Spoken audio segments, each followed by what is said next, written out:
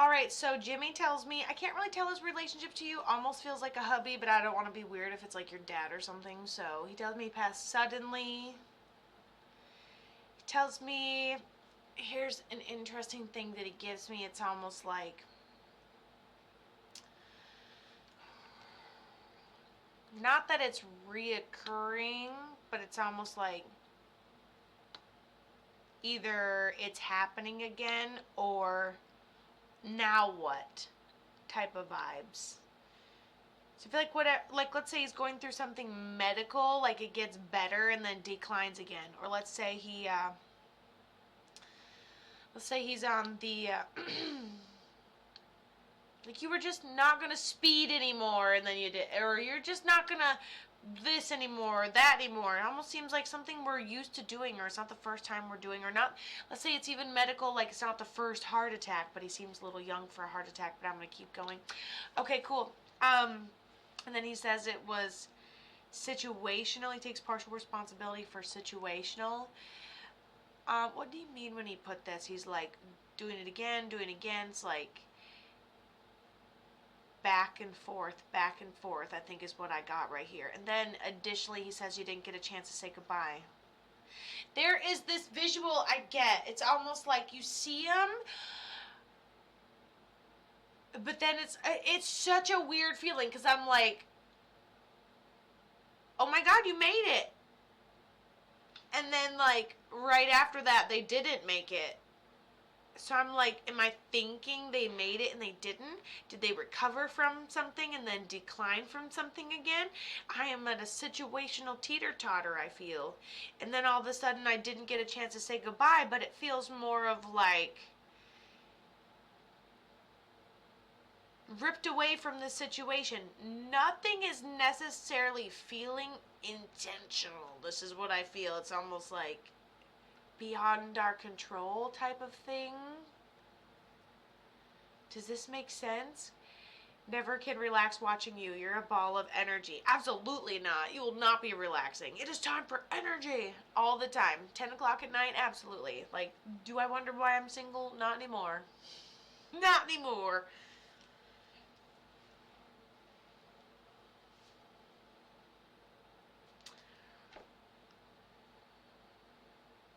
It's got to really help people out personality. Maybe we have a boot or an odd item of clothing that he has that we still have. Also a hat.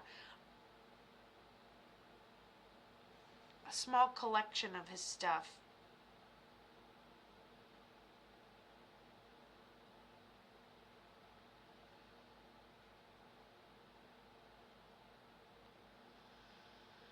Okay, hold on. Okay, addicted on and off.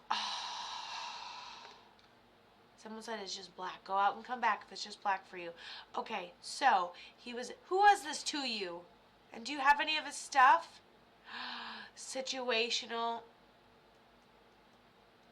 He was just out of the depression and now he's back in it. Yeah, I think his addiction was very emotional based. I can't say it was an intentional taking ourselves out, but it was very allowing ourselves to fall back into the same rhythm. My dad, not much, some letters. Oh, we don't have much from him, just some letters. And it's your dad?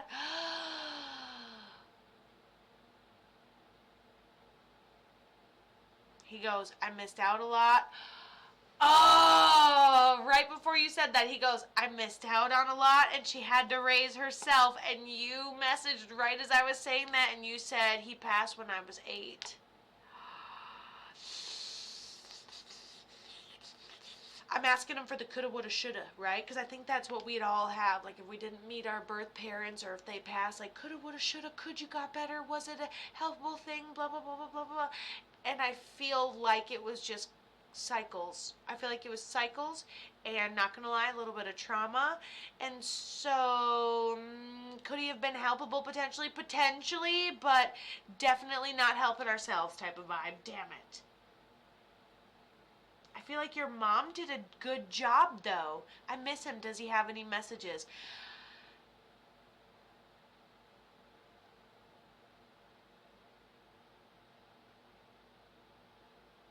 He said, I know it's difficult because you guys have really similar personalities. So when you have a really unique personality, it's almost like, you know, it feels detrimental to our development when somebody who has the roadmap to our unique personality dies on the other side. So you have no way to see how they navigated it, what they did right, what they did wrong. So you have a perspective to grow into, okay? And so what he's saying is like, you know, embrace it, take the experience. I feel like your dad, honestly, Jimmy's given rebel without a cause vibes, and I feel like you are a rebel without a cause on the inside, but you're very like, I'm Miss Hugh Hefner on the inside, right? But on the outside, I'm like, you know, we can't really be like that, but I'm glad you guys, right?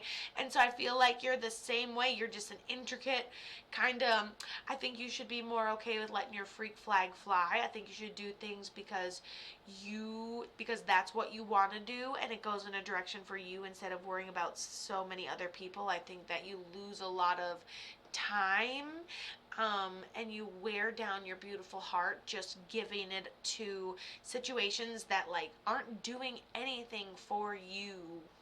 Boom.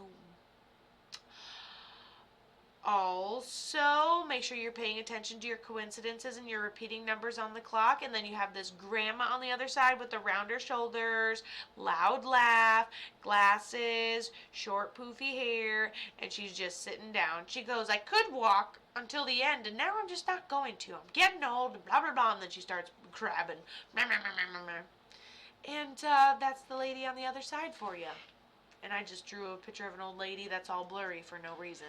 Well, not no reason. You guys know the reasons. My bammer. You say bammer, I go, yep, and then you say Linda, and I say, Linda's more of like a decline, steady, medical, more private life kind of gal, so she's got a little bit different preferences. We keep our personalities when we pass for the most part, so it's pretty easy for me to just feel their vibe, but then she's got the straight hair, shoulder length, feels like. Alright, bam.